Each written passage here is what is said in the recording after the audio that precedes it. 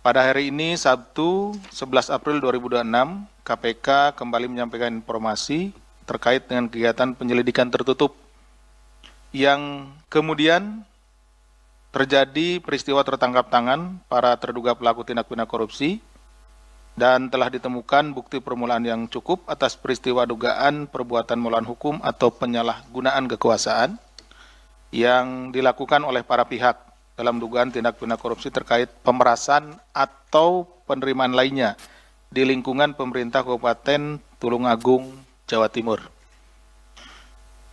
Kegiatan penyelidikan tertutup ini bermula dari laporan pengaduan masyarakat. Untuk itu, kami pada kesempatan ini menyampaikan ucapan terima kasih kepada masyarakat, tentunya yang telah berfungsi atau memfungsikan sebagai social control dari masyarakat terkait dengan kegiatan atau pelaksanaan pemerintahan khususnya di Tulungagung. Pengaduan masyarakat tersebut disampaikan kepada KPK tentunya dan kemudian ditindaklanjuti bahwa pada periode tahun 2025-2026 saudara GWS selaku Bupati Tulungagung 2025-2030 melantik sejumlah pejabat di lingkungan Pemkab Tulungagung. Jadi ini ada kaitannya dengan pelantikan para pejabat ya, OPD. Pasca pelantikan tersebut, saudara GWS meminta para pejabat menandatangani surat pernyataan mundur dari jabatan dan mundur dari ASN jika tidak mampu melaksanakan tugas dan tanggung jawab yang diberikan. Jadi pada kesempatan ya, beberapa saat setelah dilantik, ya dipanggil satu-satu. Sudah tersedia di situ surat pernyataan, ya. Surat pernyataan isinya itu yang menyatakan akan mundur dari jabatan dan juga mundur dari ASN jika tidak mampu melaksanakan tugas dan tanggung jawab yang bersangkutan bertanggung jawab atas pengelolaan anggaran. Apapun yang terjadi, nah dia akan bertanggung jawab penuh. Nah itu juga diminta menandatangani. Jadi ada dua surat tersebut ya. Surat pengunduran diri jabatan dan mundur diri ASN itu satu surat, walaupun isinya dua. Kemudian tanggung jawab mutlak itu satu surat. Surat pernyataan mundur dari jabatan dan mundur dari ASN tersebut sengaja tidak dicantumkan tanggalnya dan salinannya tidak diberikan kepada para pejabat tersebut. Jadi dipanggil ke ruangan khusus, di situ ada ajudannya, diminta untuk tanda tangan. Ya, yang tadi juga para pejabat tersebut tidak diperbolehkan membawa HP sehingga tidak ada kesempatan untuk memfoto gitu ya, seperti itu. Dokumen ini kemudian diduga digunakan oleh GWS sebagai sarana untuk mengendalikan sekaligus menekan para pejabat agar loyal dan menuruti setiap perintah GWS. Nah, jadi suratnya kan sudah dipegang nih, pernyataan mengundurkan diri dan mundur dari ASN. Cuman belum tanggalin. Ini kan mengunci berarti ya, mengunci para pejabat tersebut. Jadi kalau misalkan dirasa atau bupati merasa ya dalam ini saudara GWS merasa kerjaannya nggak benar atau tidak loyal sama yang bersangkutan, tinggal dikasih tanggal sama dia sesuai dengan tanggal hari itu, sehingga sahlah bahwa orang tersebut mengundurkan diri dari jabatannya dan mundur diri dari ASN, seolah-olah kelihatannya orang tersebut atau pejabat tersebutlah yang mengundurkan diri. Baik. Bagi yang tidak tegak lurus kepada bupati, maka terancam dicopot dari jabatan atau bahkan mundur dari ASN. Nah, kan tinggal ngasih tanggal saja seperti itu. Nah, itu di situ letak pemaksaan dari bupati. Kemudian GWS meminta sejumlah uang kepada para kepala organisasi perangkat daerah atau PD dan pejabat lainnya, baik secara langsung maupun melalui perantara saudara IYOG selaku ADC. Ya tadi, kalau tidak dikasih, udah ada surat kan, tinggal ngasih tanggal. Nah seperti itu. Adapun total permintaan tersebut sekitar 5 miliar. Ini kan baru di Kepala OPD ini baru diangkat di sekitar Desember ya, tahun lalu. Jadi permintaannya sampai dengan bulan ini awal April ya, awal April ini 2026 itu sudah sekitar 5 miliar. Ini dari permintaannya.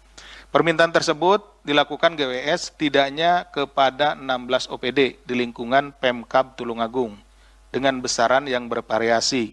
Jadi sesuai dengan kebutuhan, ada yang 15 juta hingga 2 miliar masing-masing OPD tersebut ya. Adapun permintaan jatah juga dilakukan GWS dengan cara menambah atau menggeser anggaran di sejumlah OPD, gitu ya. Jadi datang ke OPD, nanti saya tambah anggaran OPD ini, misalkan 10.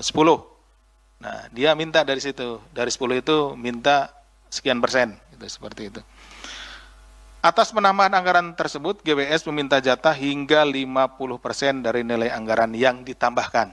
Misalkan kalau tadi ditambahkan 100 juta, berarti dia minta 50 juta. Bahkan sebelum anggaran tersebut turun atau diberikan kepada OPD tersebut. Jadi sehingga OPD tersebut ya menjadi punya utang gitu ya. Nanti mau ditambah misalkan 100 juta, nah, dia udah langsung berarti punya utang 50 juta. GWS juga diduga turut mengatur proses pengadaan barang dan jasa dengan melakukan pengkondisian pemenang lelang serta menunjuk langsung rekanan tertentu pada sejumlah paket pekerjaan pada OPD. Selanjutnya dalam proses pengumpulan jatah, GWS memerintahkan YOG, tadi YOG itu adalah ajudan ya,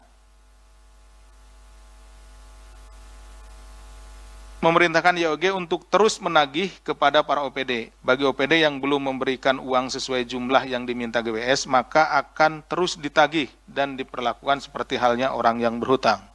Terus saja, YOG ini akan nagih sesuai dengan keperluan dari GWS.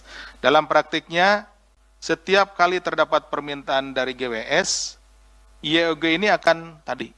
Nah, kalau YOG tidak bisa, nah dia biasanya nyuruh pengawal yang lain, yaitu saudara SUG selaku RSC atau ajudan bupati yang berperan mengupayakan pemenuhan permintaan tersebut dengan menghubungi atau menagih kepada kepala OPD saat GWS ada kebutuhan. Jadi setiap ada kebutuhan, ini kebutuhan pribadi nih, membeli apa, kemudian atau pergi kemana, perlu uang, GWS-nya nah, langsung si YOG itu nagih. Dia punya catatannya nih, di OPD ini punya utang berapa ke Bupati, ke GWS, di ini terus gitu. Sehingga dia nagih sesuai dengan catatan yang dia miliki.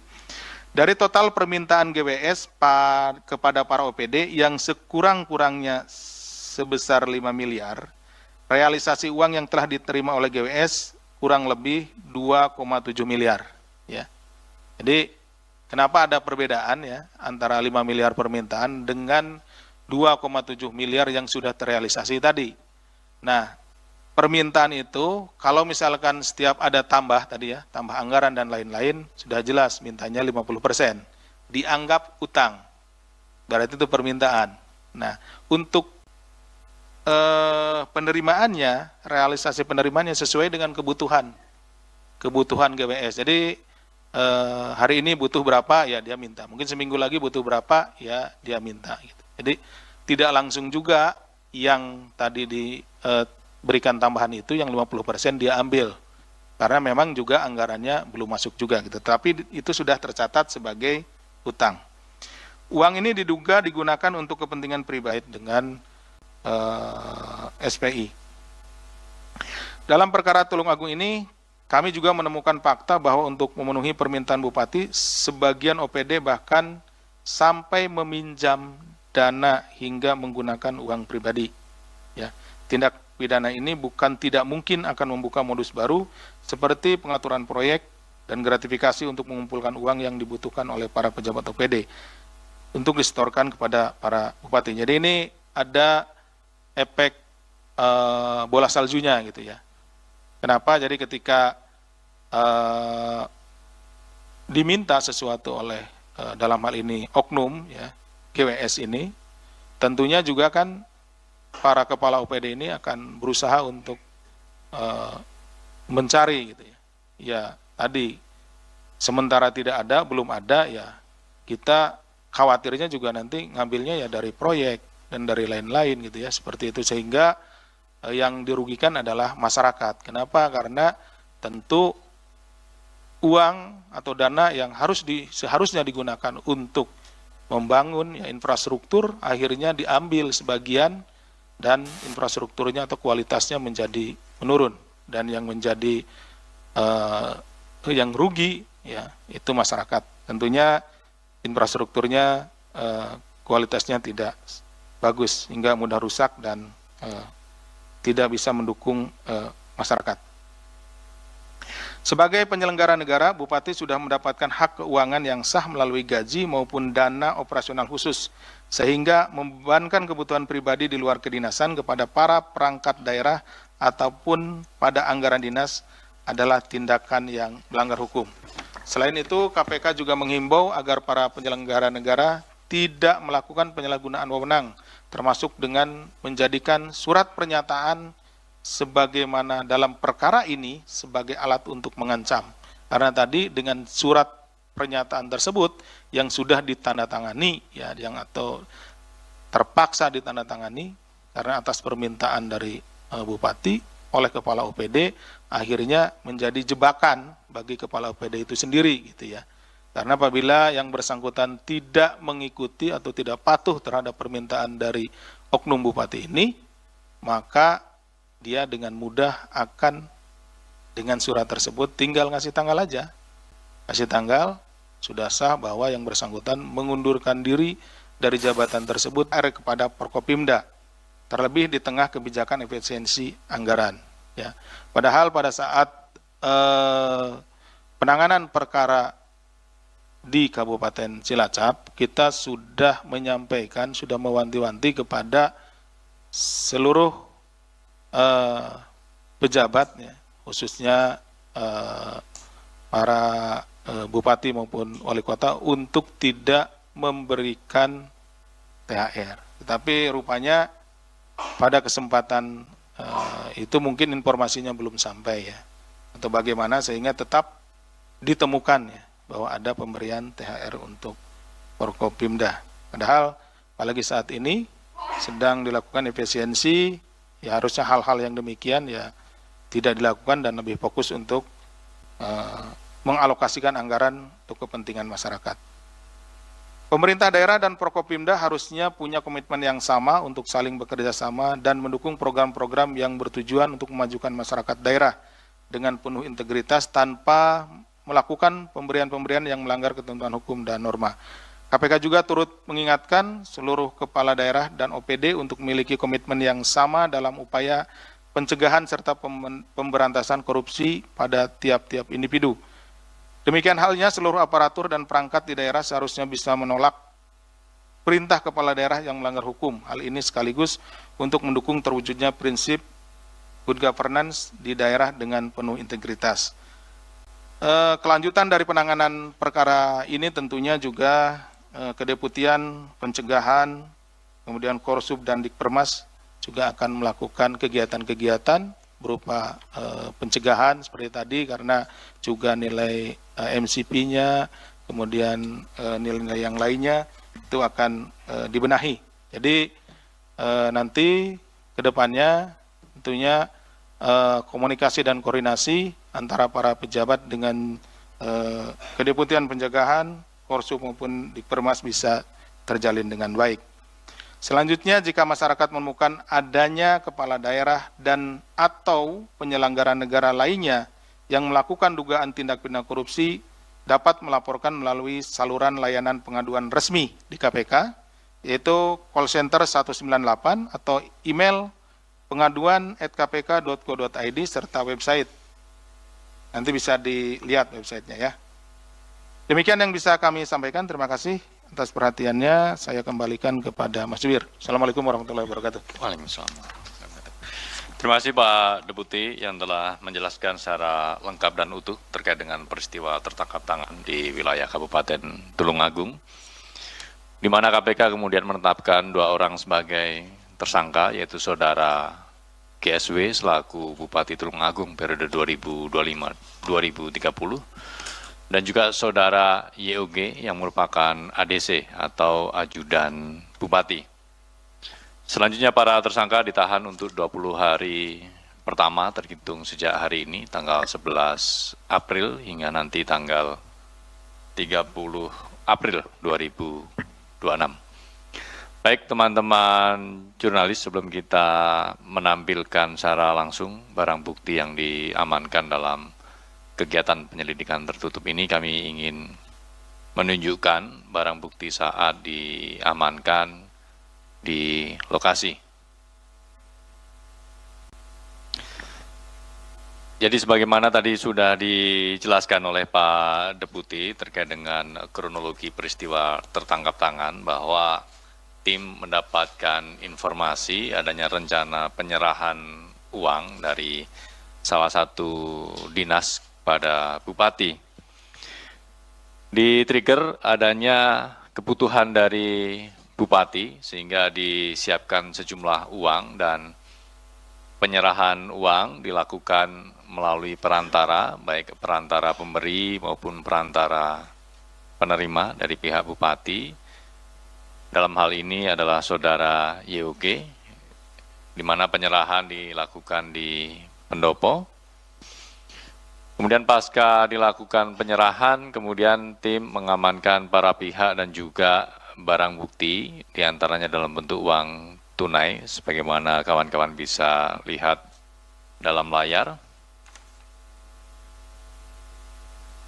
Sehingga uang tunai yang diamankan dalam peristiwa tertangkap tangan ini total sejumlah 335 juta rupiah.